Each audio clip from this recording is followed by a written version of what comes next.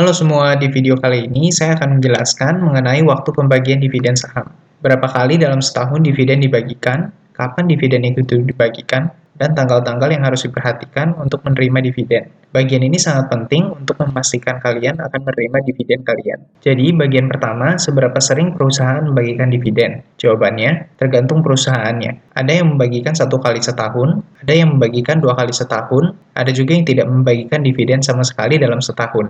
Tergantung dari keputusan RUPS perusahaan tersebut. Bagian kedua, kapan perusahaan akan membagikan dividen saham? Jawabannya tergantung masing-masing perusahaan juga. Ada perusahaan yang membagikan dividen di bulan Januari, ada perusahaan yang membagikan dividen di bulan Februari, ada perusahaan yang membagikan dividen di bulan Maret, dan seterusnya. Tidak ada peraturan yang mengatur bahwa dividen harus dibagikan dalam waktu tertentu. Keputusan untuk membagikan dividen diatur dalam RUPS perusahaan tersebut. Sekarang saya akan menjelaskan tanggal-tanggal penting yang perlu kalian ketahui untuk mendapatkan dividen. Pada RUPS, jika sebuah perusahaan sudah memutuskan untuk membagikan dividen, ada 4 tanggal penting yang akan ditetapkan oleh perusahaan tersebut, yaitu cum date, ex date, recording date, dan payment date. Agar lebih mudah menjelaskan, saya akan mengambil contoh saham TSPC yang baru saja membagikan dividen pada bulan Desember 2022. Ini tanggal-tanggal yang mereka tetapkan. Cum date 16 Desember 2022, ex date 19 Desember 2022, recording date 20 Desember 2022, dan payment date 23 Desember 2022. Tanggal pertama dan yang paling penting adalah cum date atau cumulative date. Tanggal ini adalah tanggal di mana kalian harus menjadi pemilik saham saat bursa tutup untuk menerima dividen yang akan dibagikan. Apapun kondisinya, jika kalian pemilik saham tersebut pada saat bursa tutup dan hari berakhir di tanggal cum date, maka kalian akan berhak mendapatkan dividen.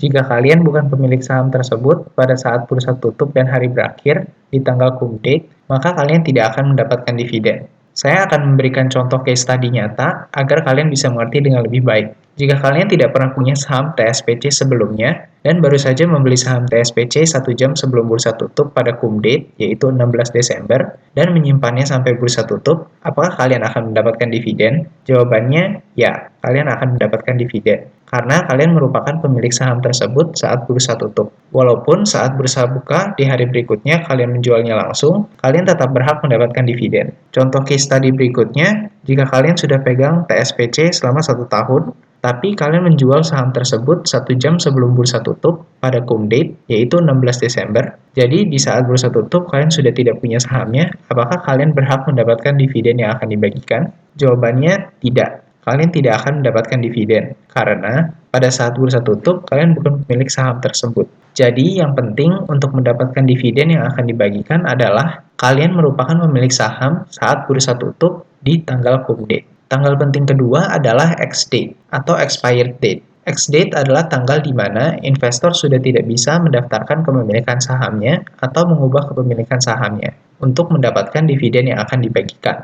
Tanggal ex date akan jatuh 1 hari bursa setelah cum date. Jadi walaupun kalian beli saham pada saat bursa buka paling pagi di ex date, kalian tidak akan mendapatkan dividen yang akan dibagikan. Contoh case study, kalian baru beli saham TSPC di saat ex date yaitu 19 Desember. Kemudian kalian simpan saham itu terus sampai di hari payment date. Apakah kalian akan dapat dividen yang akan dibayarkan? Jawabannya tidak, karena saat ex date tanggal 19 Desember, kalian sudah tidak bisa mengubah kepemilikan saham yang akan mendapatkan dividen. Untuk mendapatkan dividennya, kalian harus beli dan menyimpan saham sampai bursa tutup di tanggal cum date yaitu 16 Desember. Case study selanjutnya, kalian beli saham TSPC pada tanggal 16 Desember, 1 hari bursa sebelum ex date. Kemudian kalian simpan sahamnya dan kalian jual sebelum payment date. Anggap saja kalian langsung jual pada ex date, yaitu 19 Desember. Apakah kalian akan dapat dividennya? Jawabannya, ya. Kalian akan tetap dapat dividennya. Karena yang kalian lakukan pada ex date sudah tidak merubah daftar kepemilikan saham yang akan mendapatkan dividen. Tanggal berikutnya adalah recording date.